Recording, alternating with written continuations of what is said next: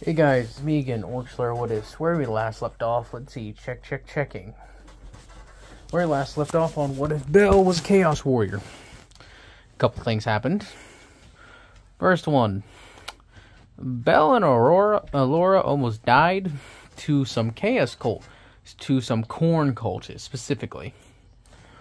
This was sort of the way for Corn to teach Deku the lesson. Where am I getting Deku? I've been watching too many of those fanfics. Bell, the lessons he was supposed to be taught in Corn's way. Allura has been having a, let's say, hard time getting some of the messages across, like the more darker aspects of them, of the gods, and how they exactly work. So, this is also their way of, having trials for him to do, while it's the fact of them allowing to interact with him directly. Sorry about that. Something got caught in my throat. Then, Welf Crozo has been inducted into sort of making a deal with Tzeentch, as Tzeentch appeared as a more harmless. Think of it like how, if any of you seen it, how Bill Cipher appeared to Ford, or Stanford, or Ford, whatever you call him, in Gravity Falls. He was sort of friendly and sort of willing to give the information for a price. Or at least an implied price, as far as my knowledge remembers.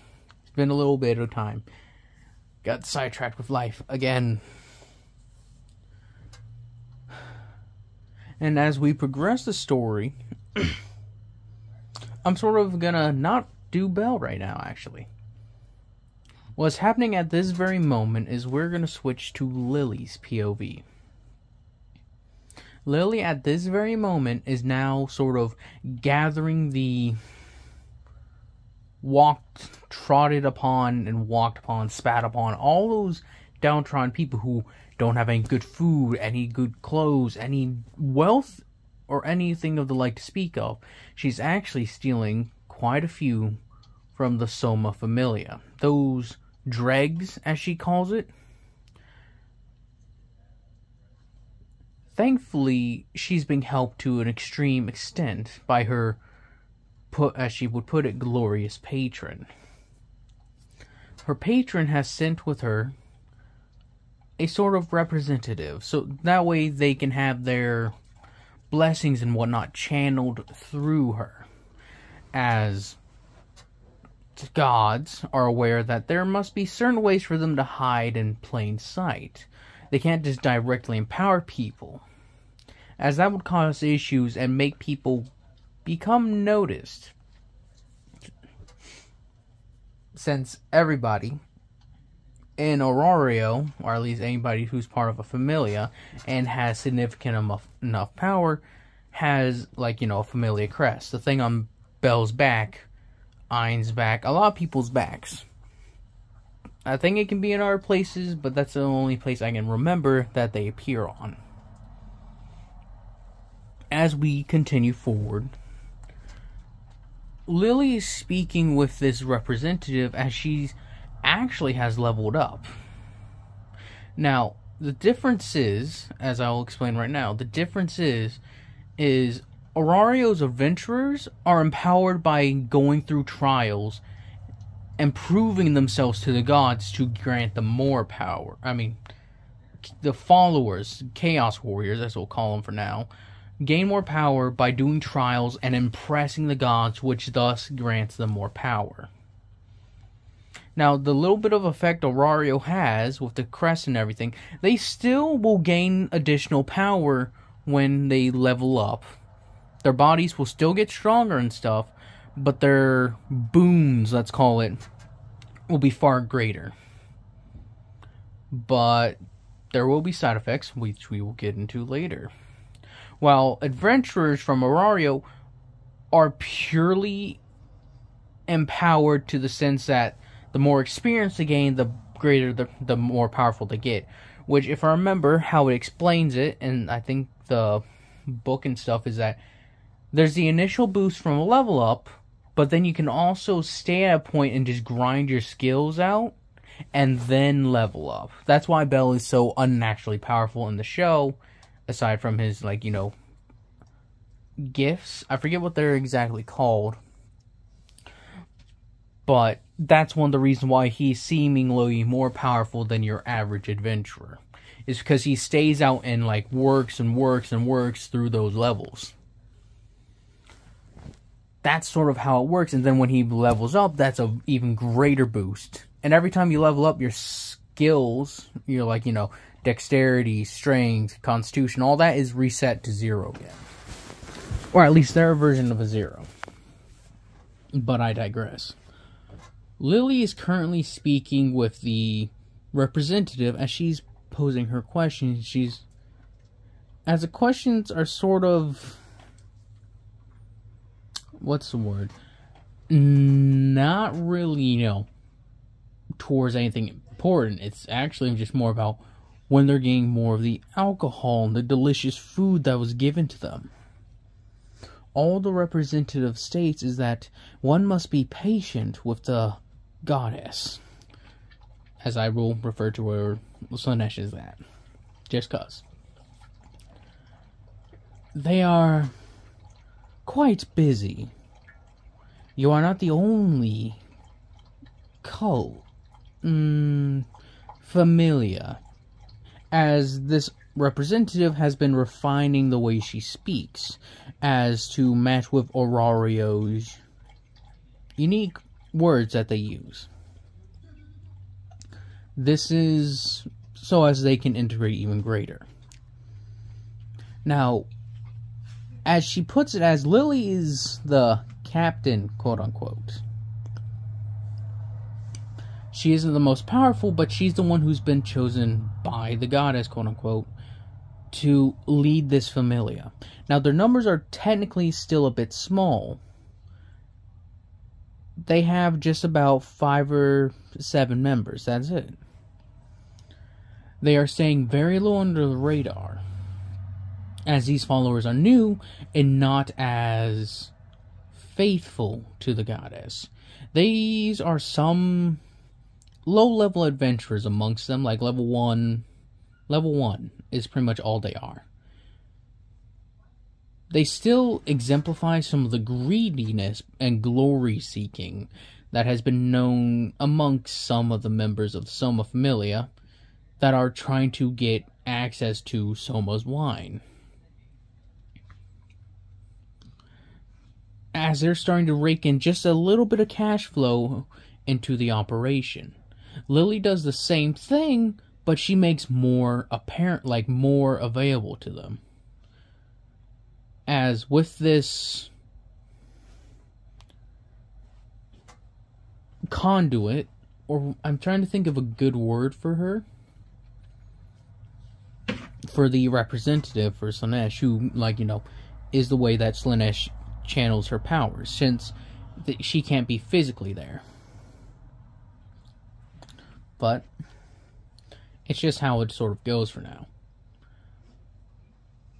Conduit, I think, would be a good way. The conduit sort of actually advised Lily to do this, because it is wise to give them a taste, not even just a taste, but a venerable feast of it, so that they may truly know that they will be taken care of, and that all their heart's desires will be fulfilled. Thankfully, at least the conduit's thankful, that Lily's just eating all this up, and as well as the other Familia members. Lily has been noticing that there's been some changes in her since she's been elevated. She notices that she's able to grab people's attention more easily, that she's actually quite quick, that her speed has increased to some extent. She no longer lugs around that big heavy backpack, for why would she need to do such a thing? She's no menial laborer anymore. She's Lily Lockhart. I'm trying to remember her full name. I think it's Lily Lockhart. I'll look it up later. But she is Lily, servant to Slaanesh, and great familiar captain. Why would she be doing such menial task? That is until her leader, as she's been put it. Since Lily's very much aware that Slaanesh does have her eye on another champion. Actually, that's what Lily refers to Belle as. The champion. In the sense that Belle will be coming around here, and she knows and has been promised by Slaanesh, pretty much directly, that if she does a good enough job, Slaanesh will give her everything she wants, and that Belle would even bring even more so. Lily knows in her heart that this may be a lie, but she can't just help but follow. She feels as though it's like some sort of magnetism that she can't even explain. And she theorizes in her head that the only person who may even have this exact same effect on somebody else is Freya herself. She can't explain it. As she begins to drink and eat more and more,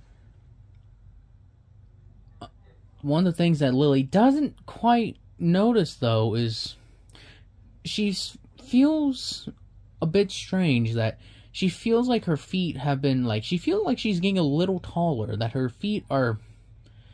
She stubbed her toe the other day and she didn't even notice it.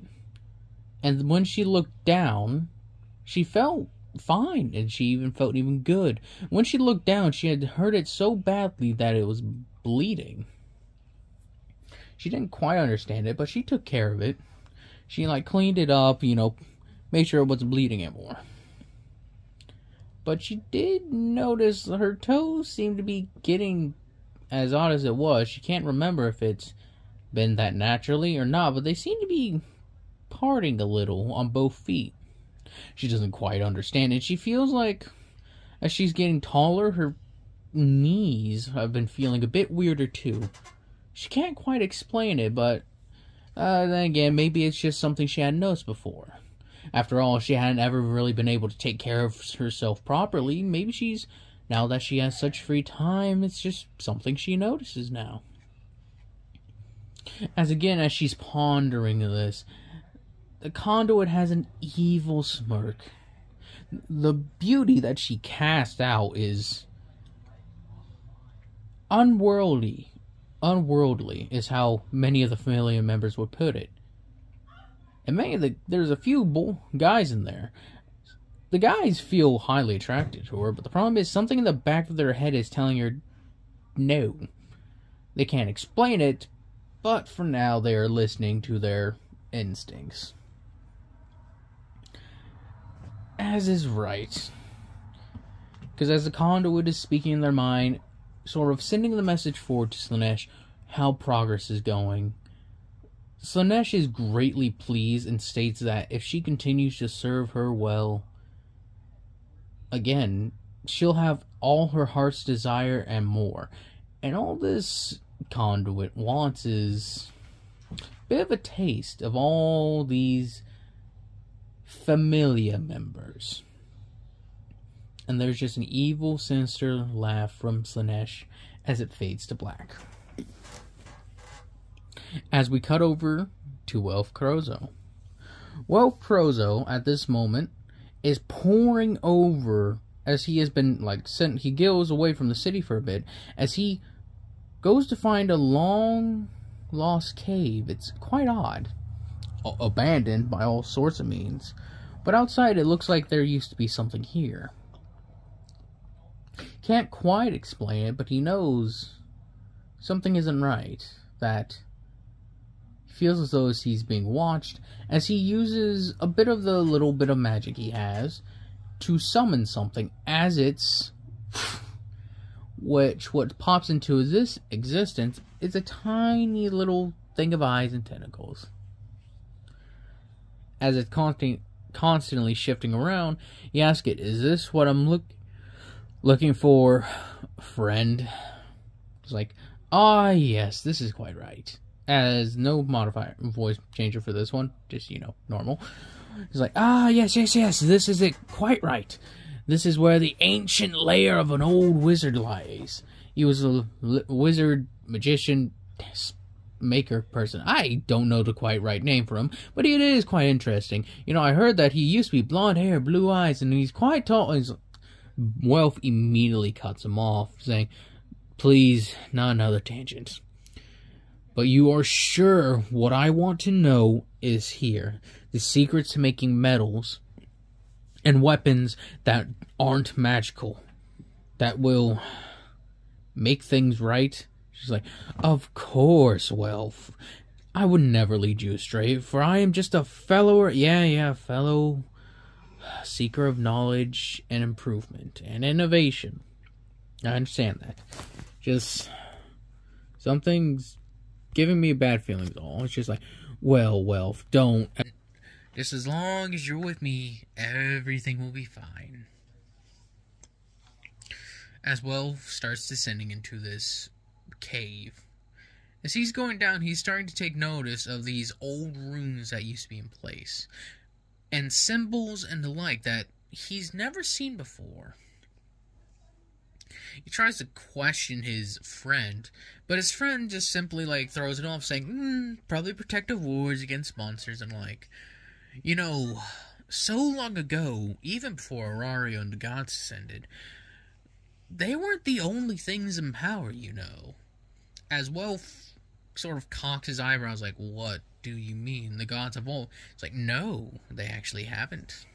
At one point, these gods, as Welf can hear a very big amount of sarcasm, they used to be nothing more than pitiful shrine spirits, as some would put it. Sure, some of the major ones may have actually been stronger, such as Odin, Zeus, Thor.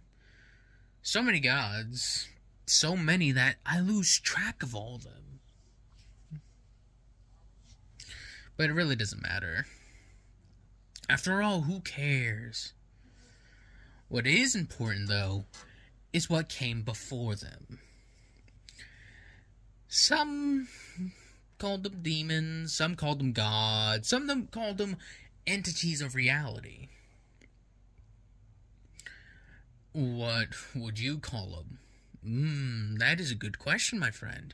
I call them everything, all those things, and none of those things, depending on what. Why, of course, who I'm talking to. After all, everybody's personal words are always much preferred, are they not? But if you would like to know what I call them to myself, I call them the primordial truth. As Welf cocks his head and is like, primordial truth? As he trips on something, he's like, yes, the primordial truth. Because despite everything, they were interconnected to humanity's emotions, so to speak. This is how they were given shape, given form, given life. There was 4 of them, depending on who you asked. At least 4 main ones, let's say that. That is so much easier to say. 4 main ones. There's a couple of minor things, small things that were significant events. Ooh, there was one about the first murder. One of the first warlords ever to exist. Quite a few. It doesn't really matter, though, at this point. Some of them are gone, some of them are dead, and some of them are just hiding away. It's like, oh yes. And what were these 4 main ones? Ooh, there's a couple. Let's see. Let's start from weakest to strongest. Well, first there's Slaanesh. She's love, let's call it. The love of doing whatever you like, really. Love of drink, love of dancing, love of anything, really. She believes if you love to do it, just do it. In more than ways than one, as he sort of in his form nudges Wolf on the arm. He's like, can we just get on with this? He's like, yes, I quite remember. Next could be a toss-up between a couple others. It depends on what you think. If you believe in the physicality of them, that would be Nurgle, the god of life and death is the best way to put it. She's like, isn't there already a god of life and death in Aurario? It's like, I'm not quite sure. Never met him. But, then again, maybe there is, maybe there isn't. We don't know. Personally, if you ask me, most of these gods clinging to titles are just lies. After all, isn't Freya the goddess of love and beauty? Yet Slaanesh is also the embodiment of love and beauty itself, so the question is Freya just a knockoff? The eye floats past as it goes deeper into the tunnel. Welf wants to know more now. He's intrigued by this history he's never even remotely heard of, as he goes down further trying to catch up. Now, there is another toss-up. This also always depends on how many followers they have at once, but generally, it depends on your view on what's power. Welf is like, what do you mean? It's like, is knowledge power, or is raw physicality power? She's like, both? And he's just like, yes. But at certain times, one is desired over the other. So, I'll say it's tied. The first, second, or just shared place is between Khorne, god of war, honor, and blood. Blood. How is blood tied to either of those? Well, you spill blood in the name of good causes. You spill blood to save the honor of people and yourself. How is that not honorable? And finally, there's Tzeentch. God of knowledge, standard. God of magic, too. His magic was the most powerful out of all of them. Each could inflict their own special brand of magic, except for Khorne, though he would make you more powerful to be able to resist magic. Fireball coming at you? No problem. Just smack it out of the air. You'll be fine. That is sort of the Operis Morandi, or however that word is said. I'm not quite sure.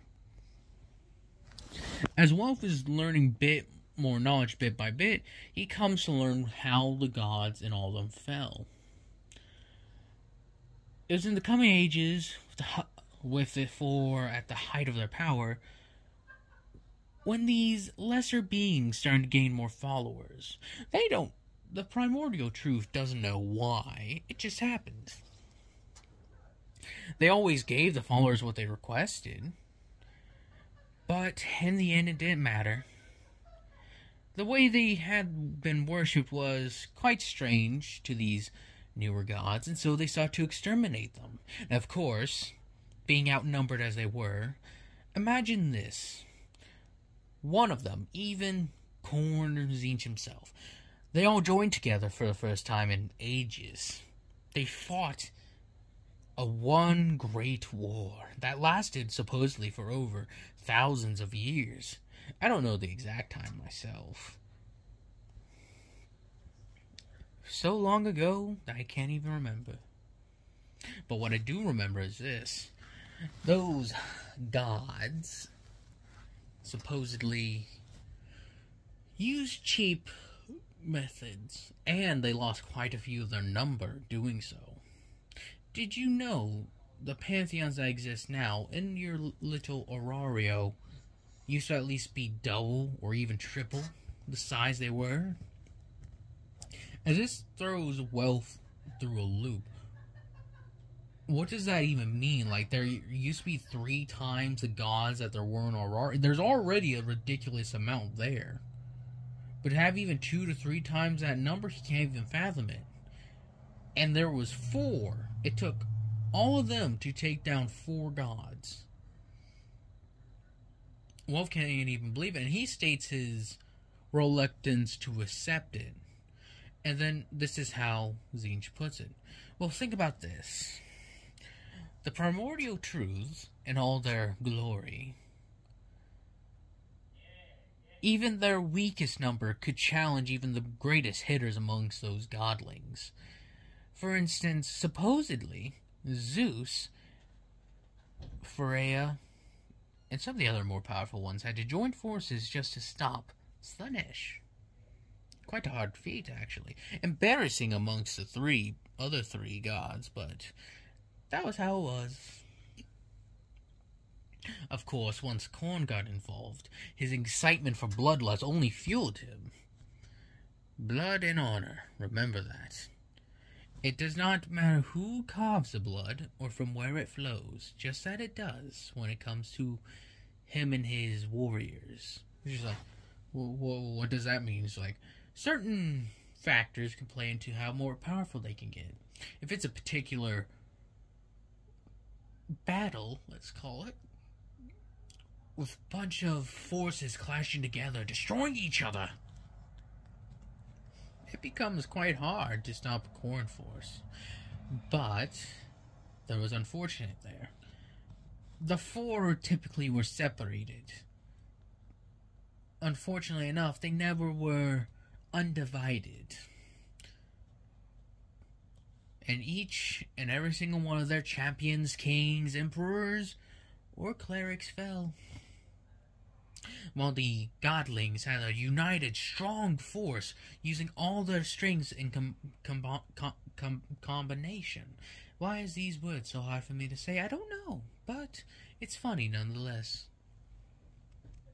As Welf finally comes across a little nook. Looks like to be stone doors. As he tries to push them open, he doesn't succeed. But as Tzeentch is done, he speaks, but that really doesn't matter now. As far as I know, the four are hiding, just biding their time, waiting for these godlings to get bored and leave. It's just like, what do you mean get leave? Oh yes, the godlings. They always get bored. They'll leave, let the world go crazy for a while, then come back again. It's just how they work. How they've always worked. But it seems you're not having any luck with this door. He's like, yeah, what about it? He's like, some magic would be helpful. And she's like, I'm not. Welf is rubbing his eyes. What have I got to tell you? Oh, no, don't worry. Nothing about that. What I want to do is grant you some of my magic. It's a bit powerful, yes, but it should help you get this door open at the very least. Like, and he's just like, our deal was that I help you find your knowledge. This is part of helping, is it not? He's like, fine, what is this like? It's an old way of keeping stone doors in a lake locked. There's a password. Luckily, I know it. But you need magic to activate it. So, as Tzeentch gives Welf a little bit of his magic, Welf opens the door by speaking and acknowledging the phrases that must be done. Which it's just open in a very, very old and forgotten language. Bell doesn't know it, and Tzeentch even states it himself. He only knows a very few select words of these, very few words. He can't remember what it's called, Enuncia or something other. Nobody ever even remembers it. It was so old, even I don't know what half the words were. And by the time I tried to get my hands on it, it was fading to dust. The last speakers dying so long ago, their bones had turned to dust. Unfortunate, but what could you do? As Welf enters a library, Tzeentch states that he is so very lucky to have someone like Welf, so willing to do what one must do to gain knowledge. As the door shut behind him, there's a sinister laugh, and the door shut.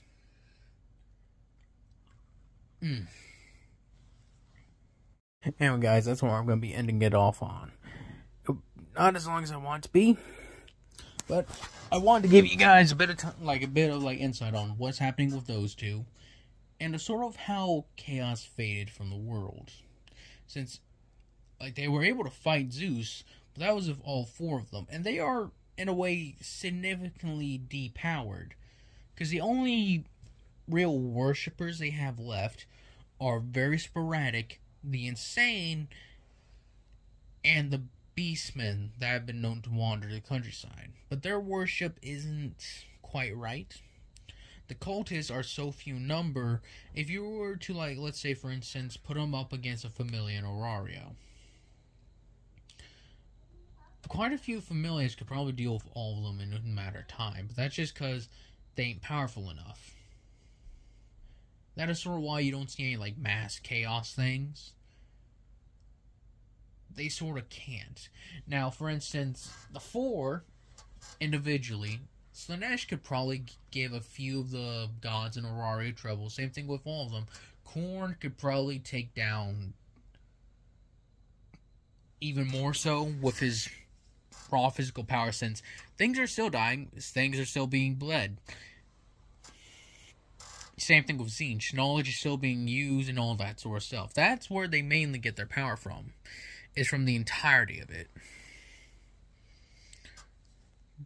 As for Bel and Allura, well, next time we get to see the next trial that she'll hit them. And it's gonna be an interesting one nonetheless. And we can get to see who's the next champion to rise from Aurario. But anyways, I hope you guys have enjoyed this. We guys continue to enjoy this. And if you guys got anything you want to see in this series, please tell me. Anyways, I hope you guys have a nice day, nice night, nice life.